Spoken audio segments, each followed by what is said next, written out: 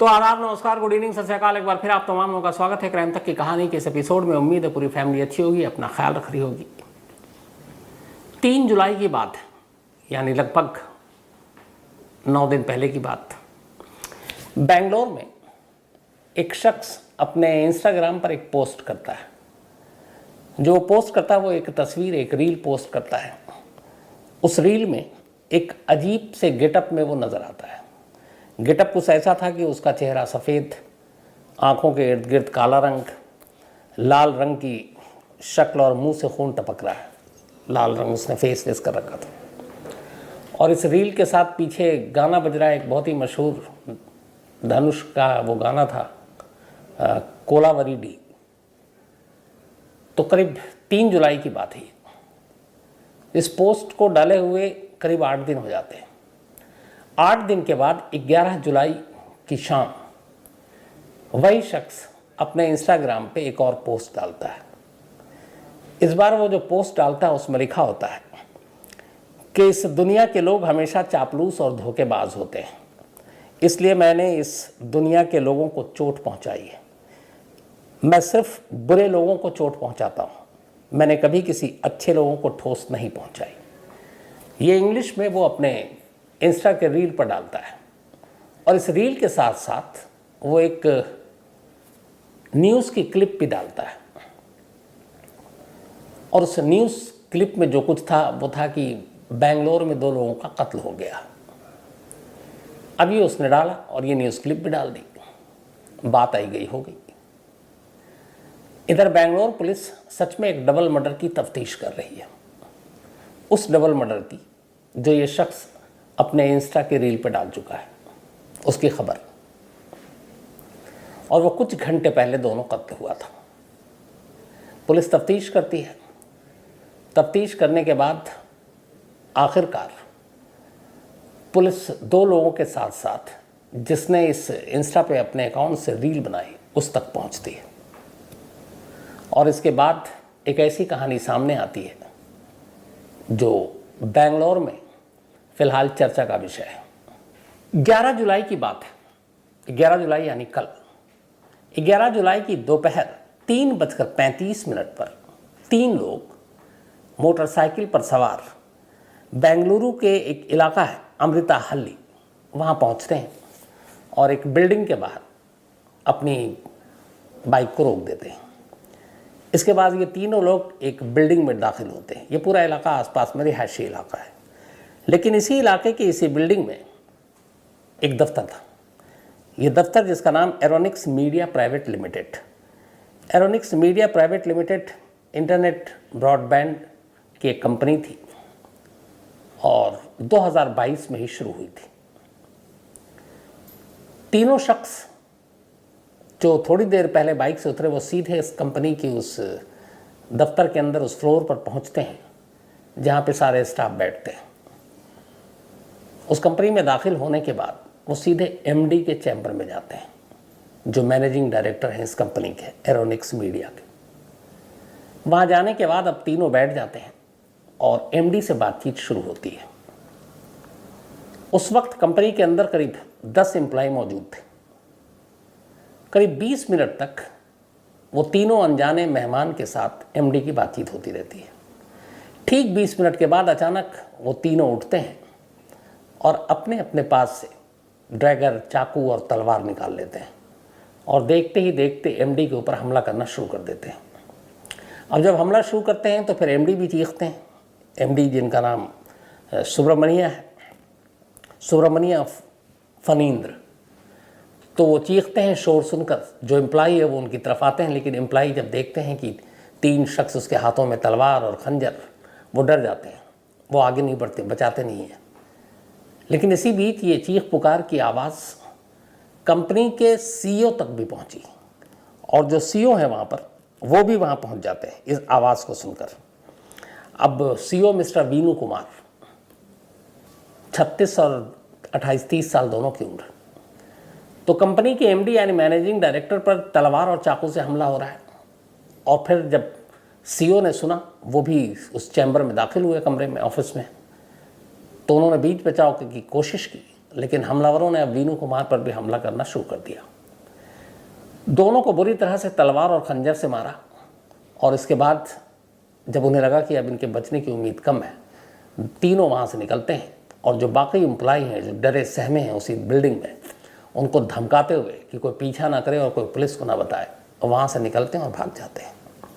उनके जाने के बाद बाकी एम्प्लॉई में हिम्मत आती है, वो फ़ौरन उन्हें उठाते हैं, गाड़ी में बिठाते हैं, नज़दीक के अस्पताल ले जाते हैं। इतनी देर में कोई पुलिस को भी खबर कर देता है, पुलिस भी पहुँच जाती है। जब एमडी और सीईओ दोनों को अस्पताल ले गया तो डॉक्टरों ने चेक करने के बाद कहा कि अब इनमें कोई जान नहीं है, दोनों की मौत हो चुकी थी। तो यहाँ पर एक शख्स इंस्टा पे रील डालता है कत्ल से पहले और फिर डबल मर्डर के बाद मैसेज डालता है, और एक तरह से एक जो मीडिया में रिपोर्ट आई उसको भी पोस्ट करता है। फिर बैटमैन कॉमिक सीरीज़ की जो जोकर का कैरेक्टर है उससे भी प्रभावित है और उस तरह की चीज़ें करता है। तो ऐसी कई चीज़ें कई बार अलग अलग होती हैं, कातिलों की सोच और ये सारी चीज़ें। कुकू एफएम के ऑडियो बुक पर अ साइको किलर, ये आप कहानी सुनेंगे तो आपको पता चलेगा कि साइको किलर की सोच फिर कैसे होती है, क्योंकि कुछ आम कत्ल होते हैं और कुछ साइको किलर होते हैं। जो साइको होते हैं वो उनके कत्ल की कहानियाँ अलग होती हैं। एक ऐसे ही साइको किलर जिससे कोलकाता के लोग परेशान थे, खुद पुलिस परेशान थी, और वो एक के बाद एक कत्ल किए जा रहा था, लोग डरे हुए थे, पुलिस से भी गुस्सा थे। तो वो पूरी कहानी क्या है, कुकू एफएम के ऑडियो बुक पर आप जाकर अ साइको किलर आप पूरी कहानी ये सुन सकते हैं। कुकू एफएम देश का बेस्ट ऑडियो शो प्लेटफॉर्म है जिसके 15 लाख से ज़्यादा एक्टिव हिंदी पेड सब्सक्राइबर हैं और यहाँ हर महीने 4200 घंटे के कंटेंट्स के साथ ये लगातार बढ़ रहा है। कुकू एफएम ऐप पर 10,000 से ज़्यादा ऑडियो बुक हैं जिसे आप कहीं भी कभी भी सुन सकते हैं, हिंदी में सुन सकते हैं। इसमें biography, business, crime, entertainment, politics तमाम बुक हैं। क्राइम तक फैमिली के लिए इस वक्त एक खास ऑफर है। कुकू एफएम ऐप के पहले महीने के सब्सक्रिप्शन पर पूरी क्राइम तक फैमिली के लिए 50% डिस्काउंट है, यानी पहले महीने के लिए सिर्फ 49 रुपये में आपको 10,000 ऑडियो बुक का ऐसा खजाना मिलेगा जिसे आप जहाँ चाहें सुन सकते हैं और अपना ज्ञान बढ़ा सकते हैं। इस वक्त आप अपनी स्क्रीन पर एक QR कोड देख रहे हैं, इसे स्कैन करके direct Kuku FM app download कर सकते हैं। और इसके अलावा क्राइम तक फैमिली के लिए नीचे दिए गए डिस्क्रिप्शन बॉक्स में लिंक को क्लिक करें और कूपन कोड CRIME50 लगाएं, जिससे पूरी फैमिली को 50% डिस्काउंट के साथ 99 रुपये का सब्सक्रिप्शन सिर्फ 49 रुपये में मिलेगा। अब जब मौत हो गई इसके बाद 2 मर्डर का केस, अब बेंगलोर जैसे शहर में एक दफ्तर के अंदर घुसकर तलवार और चाकू से तमाम एम्प्लॉई के सामने 2 लोगों का कत्ल, वो भी कोई 2 छोटे मोटे नहीं बल्कि एक कंपनी के MD और एक कंपनी के CEO। तो मामला बड़ा था, पुलिस ने फ़ौरन मामला दर्ज किया, तफ्तीश शुरू की। तमाम कर्मचारी आई विटनेस थे, उनसे पूछताछ शुरू की, उनसे हुलिया पता चला। इत्तेफाक से उन कर्मचारियों में से एक ने बताया कि एक शख्स को वो लोग पहले से जानते हैं और उसका नाम है शबरीश।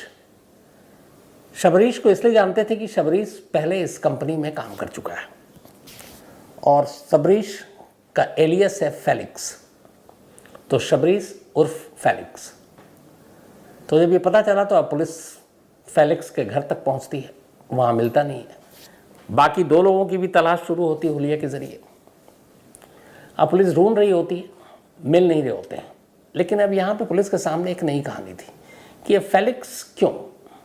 अब जब फेलिक्स की सारी कुंडली खंगाली गई तो पता चला कि उसका अपना इंस्टाग्राम पे रील है, बहुत पॉपुलर है वो।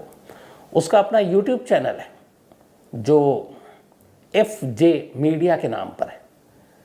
फिर ये भी पता चला कि वो अपने आप को जोकर कहलाना पसंद करता है। वो बैटमैन की कॉमिक सीरीज़ में जो जोकर का कैरेक्टर है वो उसे पसंद था और वो अपने आप को उसी कैरेक्टर के तौर पर देखा करता था। और ये वही फेलिक्स था जिसने 3 जुलाई को एक रील डाली और फिर 11 जुलाई की रात को ये मैसेज डाला कि बुरे लोगों को मैं मार रहा हूँ, अच्छे लोगों को नहीं मारता हूँ, और साथ में इस डबल मर्डर की न्यूज़ क्लिप डाली थी। तब फेलिक्स एक ठीक ठाक चेहरा जो सोशल मीडिया पे पॉपुलर है, दिन दहाड़े एक दफ्तर में घुसकर एक MD और एक CEO का कत्ल क्यों करेगा। पुलिस ने तफ्तीश करनी शुरू की। इस दौरान में उन दोनों की तलाश भी हो रही है। अब पुलिस जो है वो कुंडली भी खंगाल रही है फेलिक्स की, तो पता चला कि वो हमेशा अपना जो नाम है वो FJ लिखा करता था सोशल मीडिया पर, चाहे इंस्टा हो या फिर उसका अपना यूट्यूब चैनल हो, फेसबुक हो। FJ, F फॉर फेलिक्स और J फॉर जोकर। अब इस FJ की तलाश शुरू हुई, पूरी रात निकल गई, लेकिन फिर सुबह तक FJ और उसके साथ जो दो लोग उस दफ्तर में गए थे, FJ पहले पकड़ा गया। FJ के ज़रिए उन दो लोगों के नाम और पते पता चले, तो उन दोनों की भी उठाया गया। तो ये 3 नाम थे, जो एक तो शबरीश हो गया, FJ यानी कि फेलिक्स जोकर, दूसरा उसका साथी था विनय रेड्डी, उम्र 23 साल, और तीसरा था संतोष उर्फ संथू, 26 साल। जब इन तीनों को गिरफ्तार किया गया तो पता चला कि इन तीनों ने ही MD और CEO को मारा है। अब एक नई कहानी सामने आई, और वो कहानी ये कि पहले शबरीश इसी कंपनी में यानी कि एरोनिक्स मीडिया प्राइवेट लिमिटेड में काम करता था। बाद में उसने ये कंपनी छोड़ दी, फिर उसने अपनी एक कंपनी लॉन्च की, लेकिन कंपनी अलग करने के बावजूद इस कंपनी के साथ उसकी बिजनेस राइवलरी थी, और उसी राइवलरी के चक्कर में इन लोगों में बनती नहीं थी। ख़ास तौर पर इस कंपनी के जो MD थे एरोनिक्स के, मिस्टर सुब्रमण्या। तो कल वो मिस्टर सुब्रमण्या से ही मिलने के लिए गया था, लेकिन तैयारी के साथ गया था, क्योंकि अगर तैयारी ना होती तो वो अपने साथ तलवार चाकू ये सब लेकर नहीं जाता। तो तैयारी के साथ गया, और उसके बाद जब बात बनी नहीं तो उसने उनके ऊपर हमला कर दिया। अब पुलिस ने गिरफ्तार किया, लगा मामला खत्म, कहानी खत्म, क्योंकि तीनों जो हमलावर थे, विटनेस भी सारे पहचान गए, वो पकड़े गए। लेकिन जब उनसे तफ्तीश जारी थी तभी कहानी में एक नया ट्विस्ट आता है। देर रात पुलिस एयरपोर्ट से एक शख्स को उठाती है, और इस शख्स का नाम आज़ाद है। तो ये शख्स दिल्ली से जो है बेंगलोर जा रहा था, और रात को ही पहुंचा था। जैसे ही वो पहुंचा वहां पर, तो पुलिस ने उसको उठा लिया। ये भी एक ब्रॉडबैंड कंपनी का ओनर है, मिस्टर आज़ाद। अब सवाल ये हुआ कि जो तीनों कातिल थे उनको पकड़ लिया। सवाल ये भी था कि उनमें से एक की बिजनेस राइवलरी थी, यानी कि FJ की, यानी कि शबरीश की, तो कहानी ख़त्म हो गई। लेकिन फिर ये आज़ाद बीच में कहाँ से आ गया, और इसका इस कत्ल से क्या लेना देना था? तो पता चला कि अभी तक ऑफिशियल पुलिस, बेंगलुरु पुलिस ने इसको कंफर्म नहीं किया है, लेकिन खबर यही आ रही है कि दरअसल FJ यानी कि फेलिक्स और बाकी जो दो उसके साथी हैं, ये मोहरा थे। शायद इन लोगों को सुपारी दी गई थी, और सुपारी देने वाला एक दूसरी कंपनी का, सेम कंपनी जिस एरोनिक्स मीडिया लिमिटेड जो काम करती थी, यानी कि इंटरनेट ब्रॉडबैंड, वैसी कंपनी उसकी थी, और शायद कंपनी के बीच में आपसी लड़ाई थी। तो आज़ाद ने ही इन तीनों को तैयार किया। आज़ाद ने सबसे पहले फेलिक्स को पकड़ा। फेलिक्स के साथ वैसी कंपनी की लड़ाई थी, चूँकि वो पुराना मुलाजिम वहाँ का रहा था, बाद में छोड़ दिया, तो आसान शिकार था इस काम के लिए। तो पहले फेलिक्स को पकड़ा गया, फिर फेलिक्स ने 2 और लोगों का इंतज़ाम किया, संतोष और विनय का, और इस तरीके से इन 3 लोगों ने प्लान किया, और 11 जुलाई को 3:35 पर दफ्तर पहुँचे, और वहाँ उस कंपनी के MD और CEO दोनों को मार डाला। अब आज़ाद को पुलिस ने उठा लिया है। अब कड़ियाँ ये जोड़ दी हैं कि आज़ाद ही अगर इसके पीछे मास्टरमाइंड है, और उसने ही फेलिक्स को ये सुपारी दी है, तो इसमें आज़ाद का इंटरेस्ट क्या है? क्या ये सिर्फ बिजनेस राइवलरी है, या इसके पीछे की कहानी भी कुछ है? और जहाँ तक पूरे क्राइम सीन और अभी तक के विटनेस से पूछताछ के बाद पुलिस इस नतीजे पर पहुँची है कि शुरुआत में ये तीनों जो गए थे, इनका टारगेट सिर्फ एक था, और वो कंपनी के MD मिस्टर सुब्रमण्या थे। CEO बीच में आ गए और इसलिए मारे गए। तो उस MD के साथ क्या दुश्मनी, आज़ाद का MD से क्या लिंक, आज़ाद शबरीश तक कैसे पहुंचा, ये वो सारी चीज़ें हैं जिसको बेंगलोर पुलिस खंगाल रही है, और उम्मीद यही है कि जल्दी ये केस सामने आ जाएगा।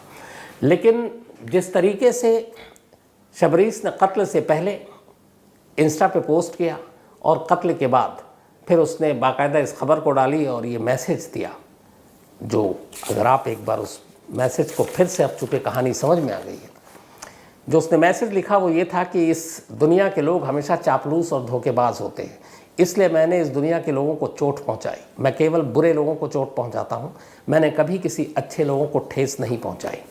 ये मैसेज और इस मैसेज के साथ एक न्यूज़ क्लिप जिसमें डबल मर्डर की खबर यानी सीईओ और एमडी की। यूट्यूब पर अगर आप जाएं FJ मीडिया के नाम पर और आप देखें, ज़्यादा नहीं, करीब 8000 या 9000 सब्सक्राइबर हैं, लेकिन उसमें सारे अलग अलग जो वीडियोज़ हैं FJ के बारे में जो हम लोगों ने पता किया, फेलिक्स के बारे में, ये कन्नड़ रैपर के नाम से भी मशहूर है, कन्नड़ रैपर। और ये खुद रैप नहीं करता, लेकिन जितने लोग रैप करते हैं कन्नड़ में उनकी मिमिक्री करता है और उसी को अपने यूट्यूब चैनल पर डालता है। और वैसी ही सारी चीज़ें लगभग ये इंस्टा पे रील बनाकर डालता है। तो जो तस्वीर थी जो इस मैसेज के साथ कि मैं बुरे लोगों को मारता हूँ, अच्छे लोगों को नहीं, और वो जो उसने उससे पहले रील बनाई थी वो इस कहानी में आप देखेंगे। और इस ओरिजिनल जो उसका मैसेज है ये भी दीपक से कहूँगा वो आप डालेगा और आप उसको देखिएगा। तो फिलहाल बेंगलोर पुलिस तफ्तीश कर रही और जो असली वजह है इस कत्ल की कि सिर्फ बिजनेस राइवलरी है या कुछ निजी दुश्मनी है या इसके पीछे कहानी कुछ और है, चूँकि अभी सिर्फ 24 घंटे से ज़्यादा हुए हैं इस डबल मर्डर को बेंगलोर के, तब इसमें बहुत सारी नई चीज़ें शायद निकल कर आएँ। तो जैसे ही इसमें कोई भी अपडेट होगा मैं आप तक वो अपडेट ज़रूर पहुँचाऊँगा। तो फिलहाल कहानी में आज इतना ही, लेकिन कहानी ख़त्म करूँ उससे पहले वही अपना सिलसिला। आज शारिक मलिक इनका बर्थडे है, तो हैप्पी बर्थडे शारिक। इसके अलावा लियो शाह इनका भी आज जन्मदिन है, तो हैप्पी बर्थडे लियो। और ये भेजा है मिशामी शाह ने, मिशामी शाह के हस्बैंड है लियो। मयंक तायड़े इनका भी आज जन्मदिन है, तो हैप्पी बर्थडे मयंक साहब। और ये कमलाकर जी ने भेजा है, उनके बेटे हैं। मोनालिसा बेगम इनका भी आज बर्थडे है, तो हैप्पी बर्थडे मोनालिसा जी। और ये ज़ियाउर रहमान की वाइफ हैं, असम से है। साथ ही आरफ इनका भी आज बर्थडे है, तो हैप्पी बर्थडे आरफ। और कल्पना कुशवाहा ने भेजा है। रवि रबाड़ी इनका भी जन्मदिन है, हैप्पी बर्थडे रवि। और ये भुज से हैं, कच्छ। साथ ही राज किशोर इनका भी बर्थडे है, तो हैप्पी बर्थडे राज जी। और विक्रांत ने भेजा है। इसके अलावा नीलम एंड विशाल जी की बिटिया के भी आज बर्थडे है, जन्मदिन है, पर उन्होंने नाम भेजा नहीं, लेकिन बहुत बहुत बधाई। और ये भानु प्रकाश पासवान ने भेजा है। राहुल यादव का भी जन्मदिन है, तो हैप्पी बर्थडे राहुल। और अभय यादव RSTO लखनऊ उन्होंने भेजा है।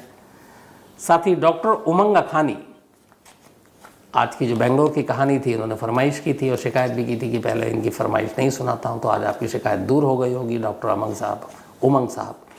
पीयूष सिंह ये जमुई से हैं, बिहार, और एक कहानी की इन्होंने फरमाइश की है। इसके अलावा सईद चौधरी भिवंडी से एक कहानी की इन्होंने भी फरमाइश की है। तो कहानी में इतना ही, लेकिन एक बार फिर आपको याद दिला दूं कि कुकू FM ऐप पर क्राइम तक फैमिली मेंबर्स के लिए खास ऑफर है। क्राइम 50 कूपन है, डिस्क्रिप्शन में लिंक है, यहाँ आप जाएँ और 99 रुपीज़ का सब्सक्रिप्शन 49 रुपीज़ में पहले मंथ के लिए पाएँ और कुकू FM के मज़े लें।